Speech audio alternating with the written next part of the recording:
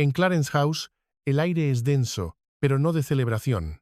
Es frío, controlado, calculado. Un príncipe heredero mira una foto de Catalina y pronuncia una sentencia silenciosa dirigida a Meghan Markle. Algunas las toman prestadas y luego desaparecen. La guerra por las joyas de la corona acaba de empezar. Sucedió como lo hacen todos los desastres y triunfos reales. Silenciosamente, detrás de puertas cerradas, en los pasillos alfombrados del Palacio de Kensington, donde la historia se susurra en lugar de hablarse, se confirmó una verdad que durante semanas solo había sido una conjetura febril en los círculos más exclusivos del poder. Un anuncio repentino, deliberadamente medido y clínico en su redacción, causó una conmoción que aún resuena desde Windsor hasta Riad. La princesa de Gales, Catalina, en la quietud de su 44º cumpleaños, se había convertido en la poseedora de un regalo de una magnitud casi mítica: los pendientes Apolo y Artemisa. No eran simples joyas, eran un pronunciamiento diplomático tallado en diamante, un gesto del príncipe heredero Muhammad bin Salman y del reino de Arabia Saudita que trascendía el mero adorno para convertirse en un veredicto. Con un valor récord que detuvo el corazón del mundo de la gemología en $57.4 millones, los diamantes eran una fuerza de la naturaleza por derecho propio. Apolo, un abismo azul profundo de 54 quilates, una de las gemas más puras jamás vendidas. Artemisa, un destello rosa vívido de 16 quilates, delicado pero de una rareza inigualable. Juntos, no eran un par, sino un equilibrio. Según la Casa Real Saudí, los nombres no fueron una elección al azar, sino una declaración de intenciones. Apolo, el dios griego de la luz, la música y la profecía. Artemisa, su hermana gemela, la diosa de la protección, la naturaleza y la luna, juntos representaban una dualidad de fuerza y armonía, un espejo de las cualidades que Catalina había demostrado en los años más turbulentos de la monarquía moderna. Su resiliencia ante la crisis, su silencioso liderazgo moral y su capacidad para equilibrar la devoción familiar con el peso cada vez mayor de un papel diplomático complejo.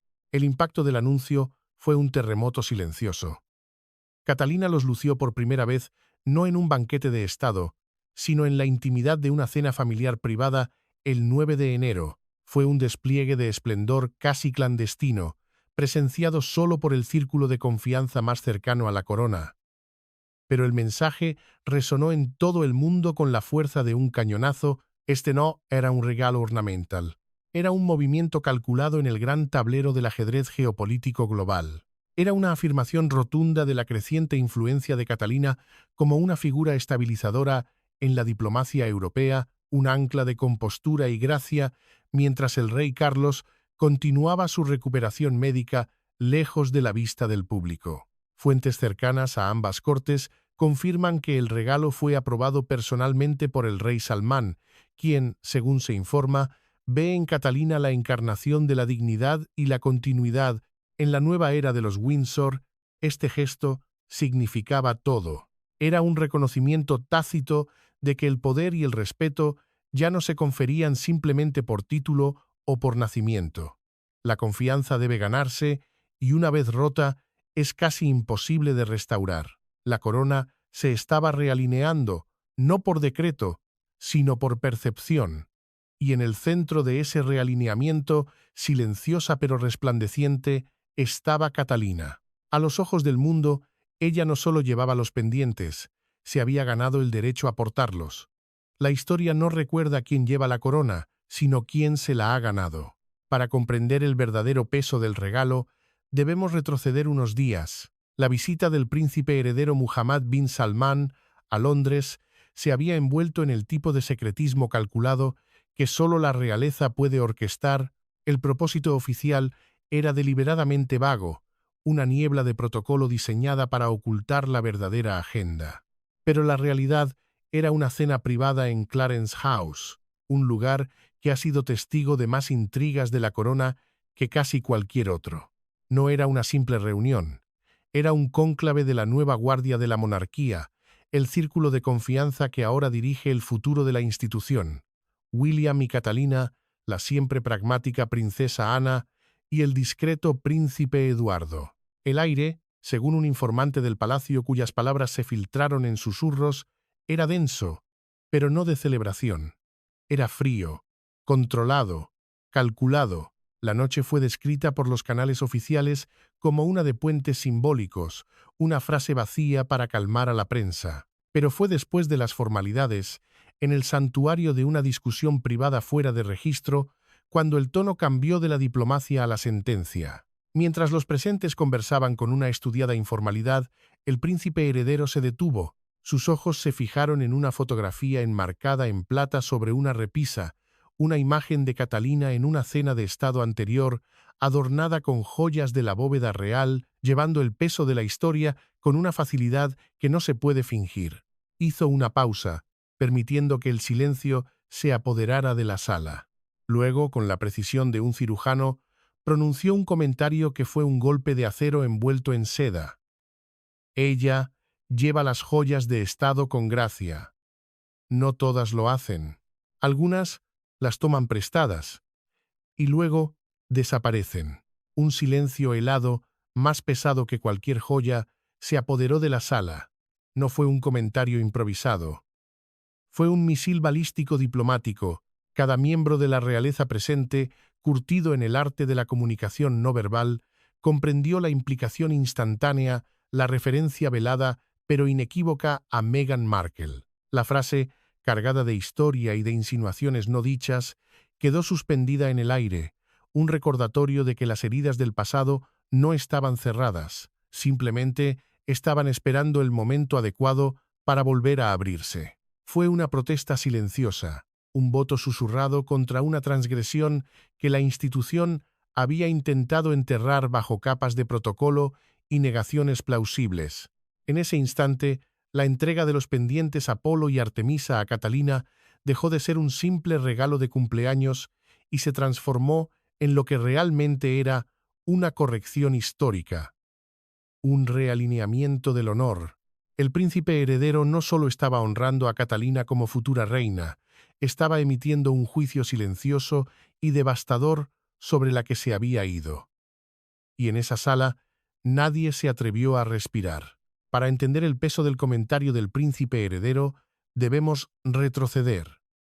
Tenemos que retroceder un poco para obtener la imagen completa. La corona siempre ha reclamado control sobre el tiempo, sobre la narrativa. Cada momento en la vida de un miembro de la realeza está contabilizado. Pero la línea de tiempo no solo tiene agujeros, tiene heridas. Y una de las más profundas y supurantes se abrió en octubre de 2018 bajo el calor húmedo de Fiji. Durante la primera gran gira real de los Sussex, Meghan Markle apareció en una cena de estado luciendo un par de deslumbrantes pendientes de araña de diamantes. Brillaban bajo las luces, captando la atención del mundo. En ese momento, la historia oficial, cuidadosamente filtrada por su equipo de comunicaciones, era que eran un préstamo de un joyero privado. Una afirmación simple, creíble y completamente falsa. Una mentira. La verdad era mucho más oscura, mucho más compleja y diplomáticamente explosiva. Los pendientes eran, de hecho, un regalo del propio príncipe heredero Muhammad bin Salman, no para Meghan, sino para la monarca. Habían sido presentados a la reina Isabel II en una caja roja con el sello real durante su visita a Londres en marzo de ese mismo año, entregados como un gesto de respeto entre soberanos. Estaban destinados a la colección real, reliquias invaluables para ser custodiadas en la bóveda, no para uso personal de una duquesa recién llegada que aún estaba aprendiendo las reglas. El momento de su aparición fue catastrófico. Meghan los lució el 23 de octubre, apenas 3 semanas después del brutal asesinato del periodista disidente Jamal Khashoggi en el consulado saudí en Estambul, un acto que la inteligencia estadounidense y mundial vinculó directamente con las más altas esferas del poder saudí, incluido el propio príncipe heredero. El Palacio de Buckingham quedó horrorizado. Llevar un regalo personal de la corona saudí en ese preciso instante, no fue solo una metedura de pata protocolaria. Fue una declaración de ceguera moral, un desastre diplomático que minó activamente los esfuerzos del Ministerio de Asuntos Exteriores británico para distanciarse del escándalo. La prensa británica lo notó. Se hicieron preguntas incómodas, pero la historia completa permaneció oculta, enterrada bajo capas de desmentidos, ofuscación y narrativas cambiantes por parte del equipo de Meghan. La institución eligió el silencio, optando por contener el daño en lugar de exponer una verdad que podría haber desencadenado una crisis internacional aún mayor. Pero la monarquía siempre ha sabido cómo enterrar historias.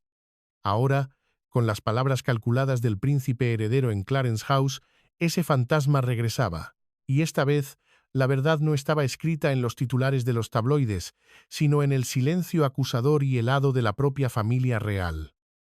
No era un rumor, era una revelación. La controversia de los pendientes de 2018 no fue simplemente un incidente, fue un caso de estudio, una clase magistral sobre la manipulación de la narrativa y la arquitectura de una mentira. A medida que la presión de la prensa aumentaba y las preguntas se volvían más incisivas, la historia oficial de Meghan Markle comenzó a cambiar, a retorcerse y a remodelarse como arcilla en manos de un escultor desesperado. Cada versión era un intento de construir un cortafuegos contra la verdad. Primero, llegó la negación total del origen saudí, emitida a través de ayudantes anónimos, una pared de silencio y desinformación. Luego, cuando periodistas persistentes conectaron los puntos entre la visita del príncipe heredero en marzo y la aparición de las joyas en octubre, la historia cambió. La segunda versión afirmaba que los pendientes eran un préstamo de un joyero privado, un intento de cortar el vínculo directo y tóxico con la casa de Saud. Pero esa afirmación se desmoronó rápidamente bajo el escrutinio. Cuando esa defensa falló, surgió una tercera y aún más audaz versión. Habían sido prestados por la propia reina Isabel II. Esta fue la jugada final, un intento de envolver la controversia en el manto incuestionable de la autoridad monárquica. Sin embargo, el palacio funciona con registros, no con rumores. No existe ninguna documentación en el Palacio de Buckingham ni en los archivos reales que respalde ninguna de estas tres afirmaciones contradictorias. El protocolo real para el préstamo de joyas, especialmente aquellas de origen diplomático, es estricto, meticuloso y siempre documentado. No hay lugar para la ambigüedad. La ausencia de un registro oficial no era una supervisión, era, en sí misma, una condena silenciosa. Fuentes internas del palacio describen la situación en ese momento como un silencio ensordecedor. La institución no confirmaría ni negaría públicamente las afirmaciones para no inflamar una situación diplomática ya de por sí volátil. Pero internamente, la confianza se había hecho añicos. Se estaba estableciendo un patrón inquietante, uno que resonaba en los pasillos con una familiaridad escalofriante para aquellos que recordaban las guerras de los Windsor de los años 90. Un patrón de verdades a medias, de negaciones selectivas y de un desprecio por el protocolo Windsor que era visto por los cortesanos veteranos no como la ingenuidad de una recién llegada, sino como un desafío deliberado. Esto ya no era un simple malentendido sobre un par de pendientes, era una grieta fundamental en la base de la confianza. Una que sugería que la nueva duquesa no veía la monarquía como una institución de servicio y responsabilidad, sino como un cofre del tesoro de recursos para explotar. No se trataba de tradición, se trataba de confianza, y la confianza, en la casa de Windsor, lo es todo. Los susurros que emanaban de Clarence House tras la visita de Muhammad bin Salman no eran un fenómeno aislado, eran el eco magnificado de otras historias, otros incidentes que, en su momento, fueron descartados como simples chismes de la alta sociedad, pero que ahora encajan en un mosaico inquietante. Los conocedores del palacio dicen que la verdad a menudo se revela primero en los márgenes, en comentarios aparentemente triviales. Semanas antes, en la atmósfera rarefacta de un almuerzo privado en Knightsbridge, la diseñadora e icono de la moda Victoria Beckham hizo un comentario críptico que luego se filtró a la prensa. Rodeada de confidentes, se lamentó con una estudiada indiferencia. Algunas personas piensan que porque se casan con la realeza, todo es suyo para tomarlo prestado y olvidarse de devolverlo. Ese vestido azul sigue desaparecido. Los tabloides lo trataron como lo que parecía en la superficie, una disputa trivial de la industria de la moda, una pulla estilística, pero para aquellos dentro de los muros del palacio, para quienes leen entre líneas, la referencia era inconfundible y escalofriante. Se refería a un vestido de gala de un deslumbrante azul zafiro, una pieza de alta costura prestada a Meghan para un evento de caridad previo a su boda en 2018. Un vestido que, según las fuentes, nunca fue devuelto ni reconocido públicamente. Pero la transgresión, como con los pendientes, era más profunda que el mero objeto. Los rumores, ahora reexaminados a la luz de las nuevas revelaciones, sugieren algo mucho más insidioso. Se alega que Meghan afirmó falsamente que el vestido había sido solicitado en nombre de Catalina. En ese momento, la entonces duquesa de Cambridge acababa de dar a luz al príncipe Louis y no podía asistir al evento. La historia era plausible y explotaba la reputación intachable de Catalina. Si esto es cierto, marcaría la segunda instancia documentada en la que Meghan, presuntamente, invocó el nombre de la futura princesa de Gales para acceder a artículos de élite. La aventura se encuentra con la bóveda, no de joyas, sino de reputación. Se estaba pintando un cuadro inquietante, el de una estrategia calculada para aprovechar el estatus, la influencia y la buena voluntad de la futura reina para beneficio personal. Y lo que es más grave, se hizo con países y diseñadores que tienen expectativas de protocolo rígidas. Dentro de los muros del palacio, un acto así no se considera un error social o una falta de etiqueta. Se considera una traición, una violación no escrita del código de la corona que se basa en la confianza mutua. Estaba utilizando el nombre de la mujer que un día llevaría la corona como una llave para abrir puertas que, de otro modo, permanecerían cerradas. Y cada vez que lo hacía, dejaba una mancha no solo en su propia reputación, sino en la de la familia a la que acababa de unirse. La audacia del patrón iba más allá de los vestidos y las joyas fácilmente rastreables.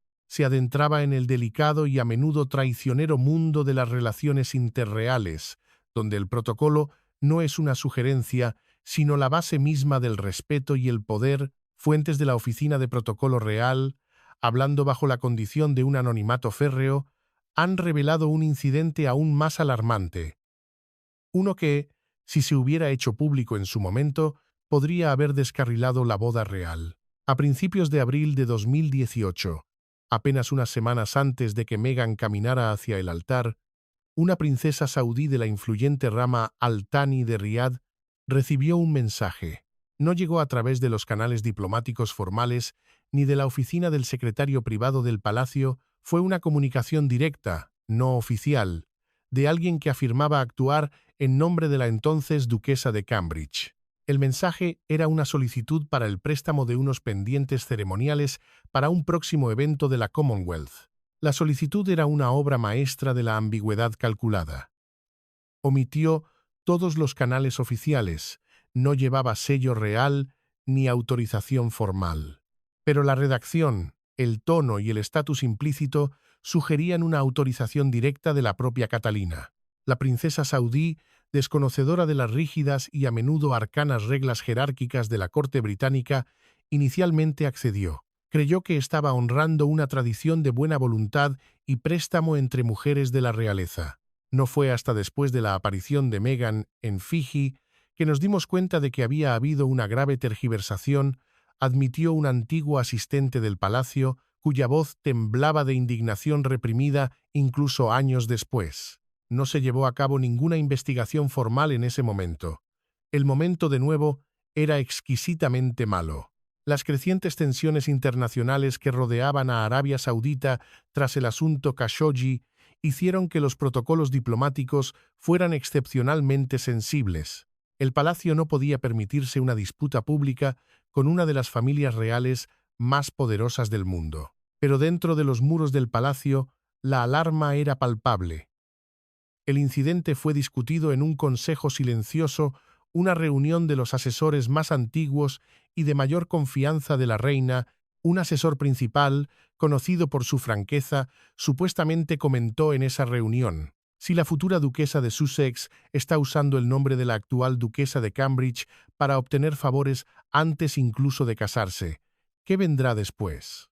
La pregunta quedó suspendida en el aire, cargada de pavor. No era solo el acto en sí, sino lo que revelaba: una audacia y una falta de respeto por la jerarquía que la institución no había visto en generaciones.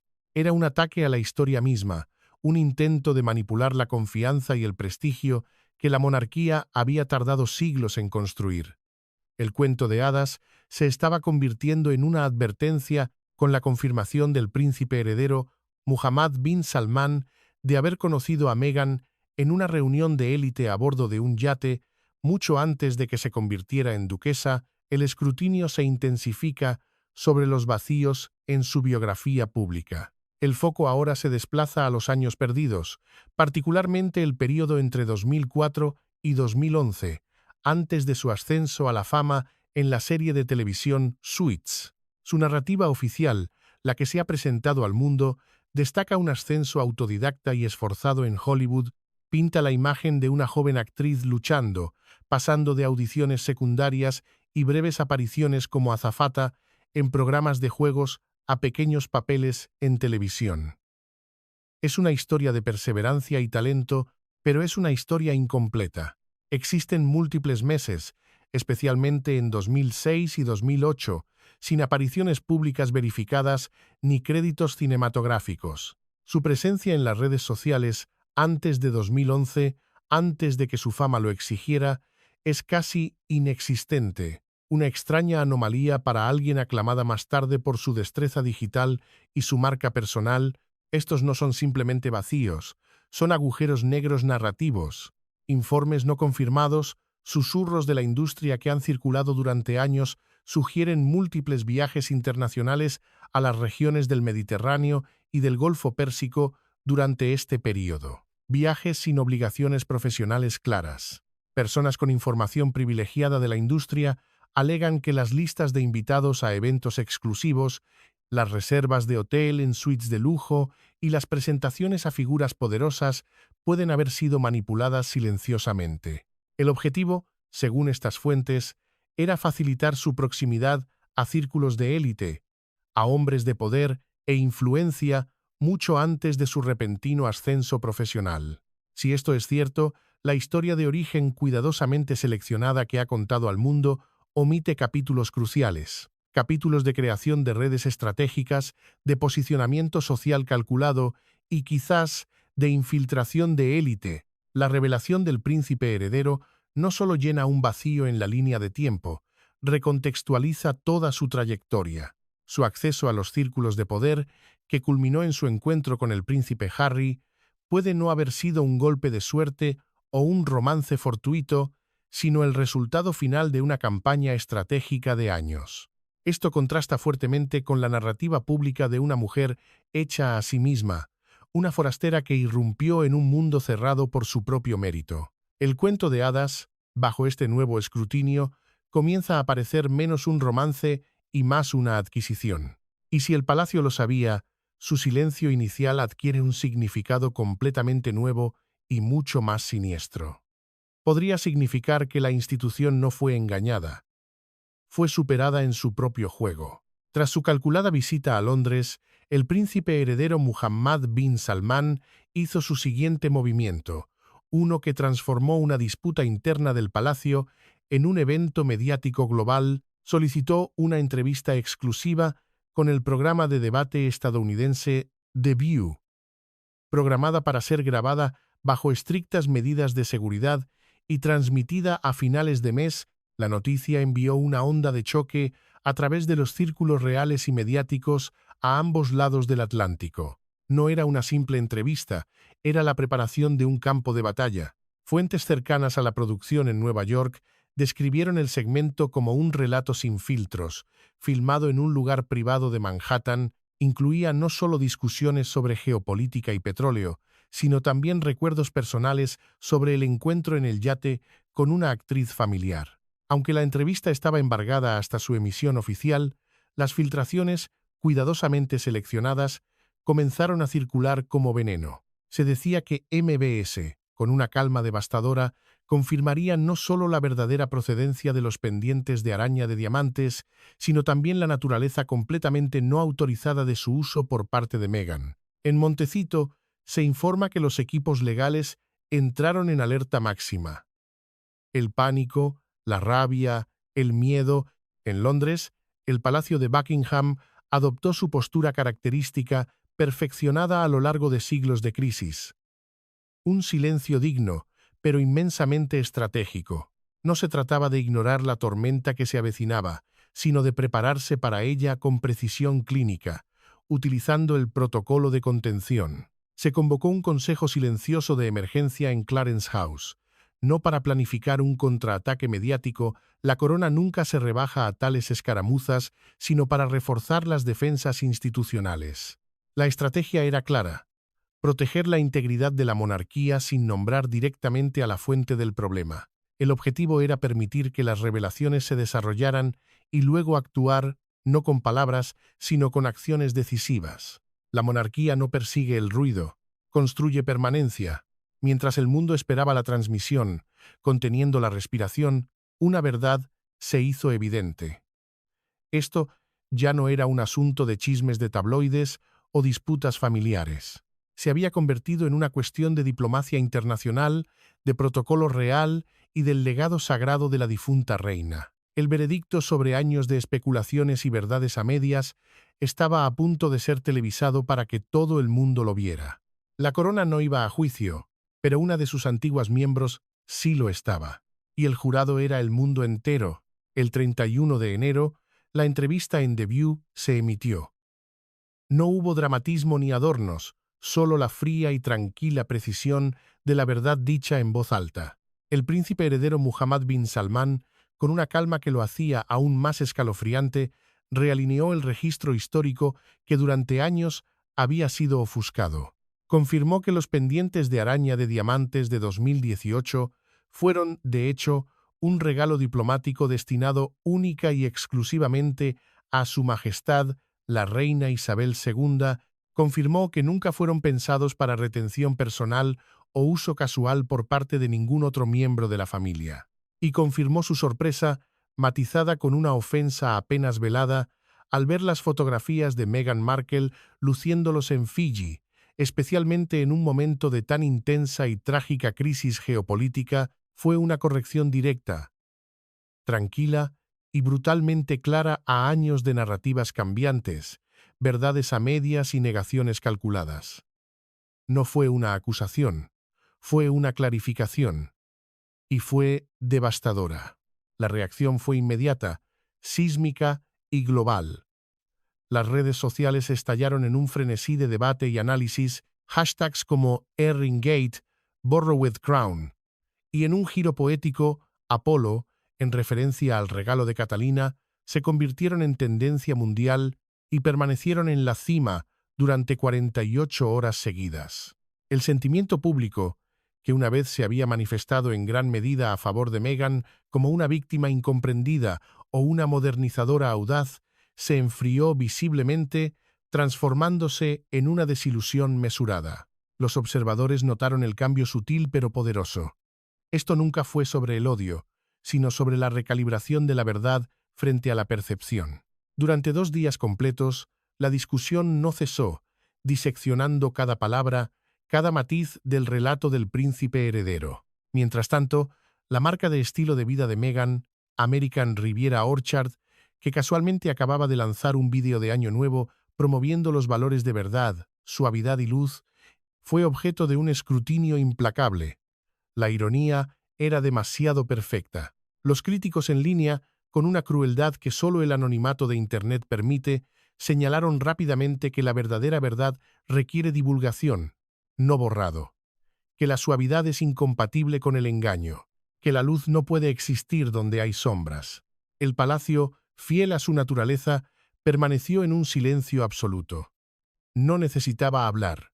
La verdad, finalmente, había hablado más alto y con más autoridad que cualquier comunicado de prensa que pudieran haber emitido. La estrategia de contención había funcionado a la perfección. Habían permitido que la verdad saliera a la luz por sí misma, desde una fuente externa e innegable, protegiendo a la corona de la Mancha de una disputa pública. La respuesta de la monarquía no llegó en forma de un comunicado de prensa furioso o una negación apresurada.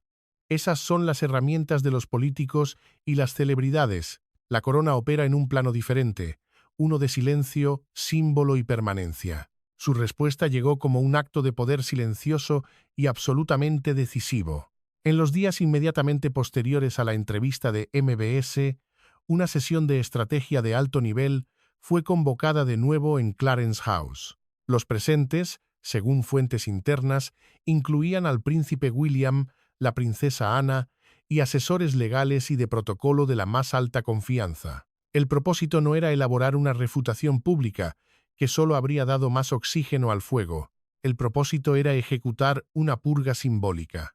La decisión más llamativa y devastadora que surgió de estas discusiones fue la reclasificación formal de ciertos artículos de joyería dentro de la sagrada colección real. Los pendientes de araña de diamantes, aquellos que una vez lució Meghan en 2018, fueron marcados internamente en los archivos del palacio con una nueva designación, no en circulación activa.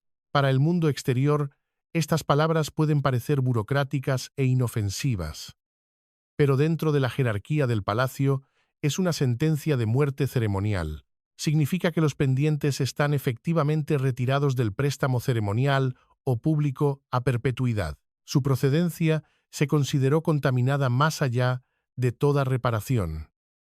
El escándalo, la controversia y las mentiras que los rodearon los habían despojado de su valor simbólico. Ya no representaban la amistad entre naciones, sino la vergüenza y el engaño. Fue un acto de preservación, uno que la monarquía, por razones diplomáticas, tenía demasiado miedo de hacer hasta ahora. No fue una purga legal. No hubo demandas ni acusaciones formales. Fue una purga simbólica, y para la monarquía, que comercia con imágenes y legados, el simbolismo siempre lo ha significado todo. Con este único movimiento, ejecutado sin una sola palabra de condena pública, la institución señaló al mundo que esos artículos ya no tenían la misma utilidad ceremonial o diplomática. Habían sido relegados a una bóveda, no solo física, sino histórica. La historia de Meghan, una vez enmarcada como un trágico cuento de hadas o una incomprendida historia de amor real, estaba siendo silenciosamente categorizada por la institución como un capítulo cerrado, archivado, contenido y ya no influyente en las prioridades operativas de la corona. El pasado había regresado, no como un recuerdo borroso, sino como una orden fría e irrevocable. Las ondas de choque de la entrevista en The View no se limitaron a los pasillos del palacio, cruzaron el Atlántico y golpearon directamente el corazón del imperio comercial que Meghan estaba construyendo meticulosamente en California. Su marca, American Riviera Orchard, lanzada con una fanfarria mediática sin precedentes a principios de 2025, era más que una empresa, era una declaración de principios. Una marca construida sobre los pilares de la autenticidad, la transparencia y una vida ética. Ahora, esos mismos pilares comenzaban a desmoronarse bajo el peso de la verdad. La marca se enfrentó a un escrutinio interno y externo devastador. La ironía era palpable, casi cruel. Una marca comercializada con la promesa de honestidad y cuidado artesanal, desde mermeladas de limón hasta afirmaciones escritas a mano, ahora lidiaba con una ola de escepticismo público, todo derivado de preguntas persistentes y sin resolver sobre la integridad personal y la rendición de cuentas de su fundadora. Las consecuencias no fueron solo reputacionales, fueron comerciales. Un importante socio minorista, cuya colaboración habría llevado la marca a millones de hogares, se retiró de un acuerdo de licencia multimillonario, citando preocupaciones sobre la alineación de valores. Múltiples proyectos programados para la primavera de 2026 quedaron bajo revisión o fueron cancelados silenciosamente. La estética cuidadosamente rústica de sus empaques, que antes parecía encantadora, ahora se sentía performativa para muchos observadores, una distracción de una creciente percepción de que su narrativa pública podría estar desmoronándose. Las grietas aparecieron también internamente. Se informa que el personal de la marca se redujo drásticamente, con múltiples despidos a nivel ejecutivo, a medida que la financiación y la confianza de los inversores se evaporaban. El sueño de Montecito, esa fortaleza de bienestar y éxito postreal, comenzaba a mostrar grietas, y no por un ataque coordinado del exterior, sino por el colapso de su propia fundación. La mujer que había construido un imperio sobre una narrativa cuidadosamente curada de integridad, ahora veía cómo esa misma narrativa se convertía en su mayor responsabilidad. La lección era brutal y pública. El mercado, al igual que la monarquía, valora la confianza por encima de todo.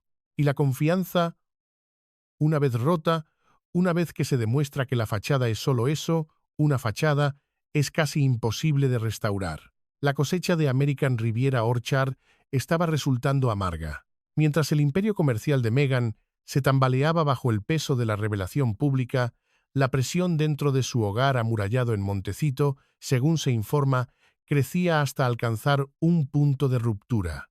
La fortaleza que habían construido para protegerse del mundo exterior comenzaba a mostrar grietas desde dentro.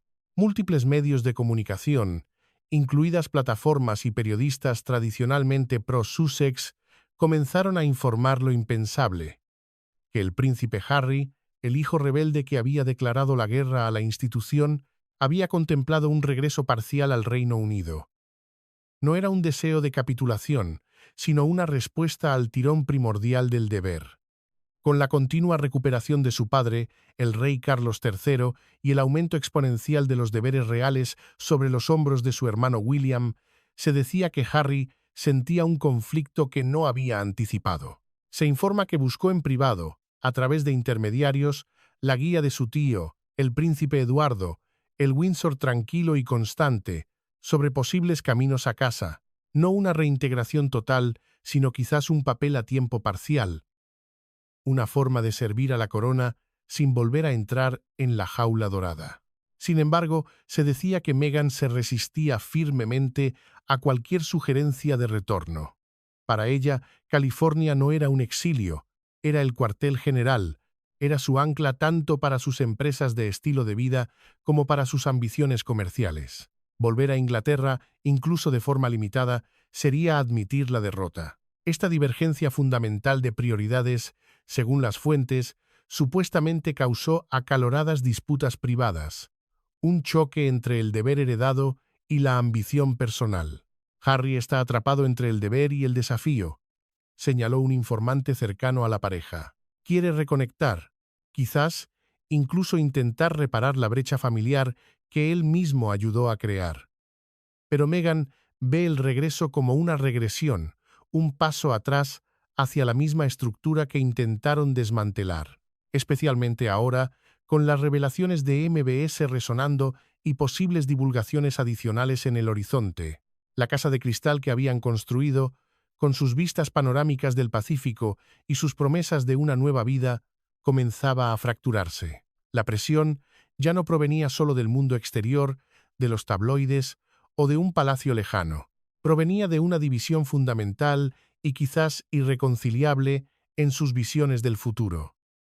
Para Harry, el camino a casa representaba la posibilidad de redención, un regreso al único mundo que realmente había conocido. Para Meghan, representaba la admisión del fracaso y la pérdida del control narrativo por el que tan ferozmente había luchado, una narrativa que ahora se deshacía ante sus propios ojos.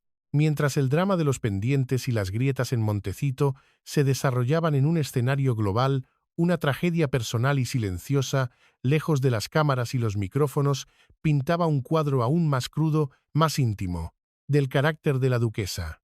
Su padre, Thomas Markle, el hombre cuya relación fracturada se había convertido en forraje para los tabloides de todo el mundo, se enfrentaba a una grave crisis de salud. En diciembre de 2025, se sometió a una amputación de pierna en un hospital de Filipinas.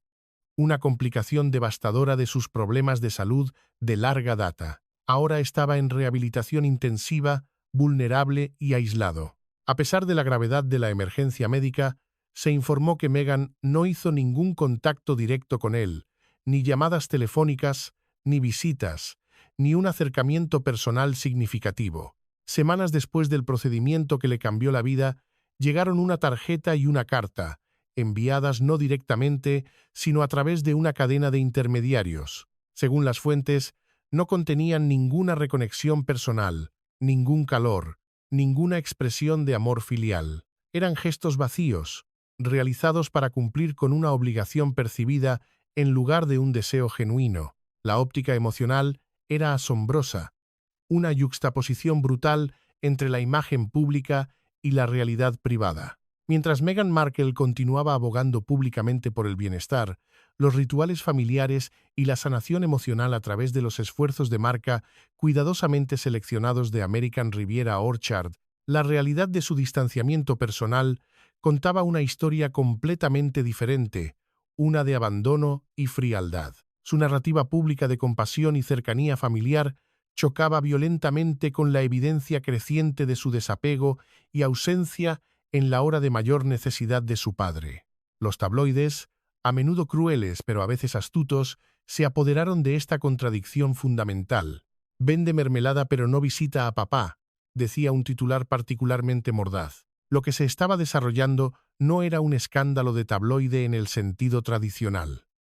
No había una sola fotografía incriminatoria o un correo electrónico filtrado, era algo más profundo. Una tragedia de carácter que se desarrollaba a cámara lenta. La mujer que hablaba de compasión, que construyó una marca sobre la calidez y la conexión, se enfrentaba a una verdad ineludible que ni siquiera ella podía controlar. La verdadera integridad no se demuestra en las declaraciones públicas cuidadosamente elaboradas, sino en los actos privados, anónimos y a menudo difíciles de bondad. Y en ese acto privado, la silla junto a la cama de su padre enfermo permanecía vacía. Al otro lado del Atlántico, lejos del ruido de Montecito, la reputación global de Catalina, la princesa de Gales, estaba en pleno y silencioso ascenso. Mientras la marca de Meghan flaqueaba bajo el peso del escrutinio, las acciones públicas y privadas de Catalina demostraban un enfoque marcadamente diferente. Una clase magistral sobre el poder de la contención. No concedió entrevistas, no emitió declaraciones, no hubo mensajes reactivos ni publicaciones crípticas en redes sociales. Simplemente continuó con su trabajo, permitiendo que sus acciones y el potente simbolismo que las acompañaba hablaran por ella. En enero de 2026, mientras el mundo digital ardía con el Earring Gate, ella asistió a una cena de caridad en la campiña de Oxfordshire para familias afectadas por el cáncer infantil. El evento fue estrictamente privado. No se permitieron cámaras de los principales medios, no se emitieron titulares ni comunicados de prensa. El propósito no era la publicidad, sino la conexión humana. Sin embargo, una imagen, tomada con un teléfono móvil y filtrada anónimamente, encontró su camino hacia el público. Mostraba a Catalina, adornada con la gracia celestial de los pendientes Apolo y Artemisa, sentada en una pequeña mesa, escuchando atentamente a un niño que había sufrido una pérdida personal. La sonrisa era genuina, la gracia discreta y sin esfuerzo. El brillo de las gemas era innegable, pero palidecía en comparación con la calidez de la interacción. Esa única imagen habló más fuerte que cualquier declaración que el palacio pudiera haber elaborado. Era un contraste silencioso, pero innegable. Mientras la narrativa de una se fracturaba bajo el peso de las acusaciones, la reputación de la otra se cimentaba a través de la acción, la integridad y la consistencia. La nota manuscrita de la reina saudí que había acompañado el extraordinario regalo fue revelada por una fuente del palacio. Decía simplemente: «Eres la Artemisa de tu tiempo», una frase que ahora, según se informa, está enmarcada y colocada discretamente en la oficina privada de Catalina.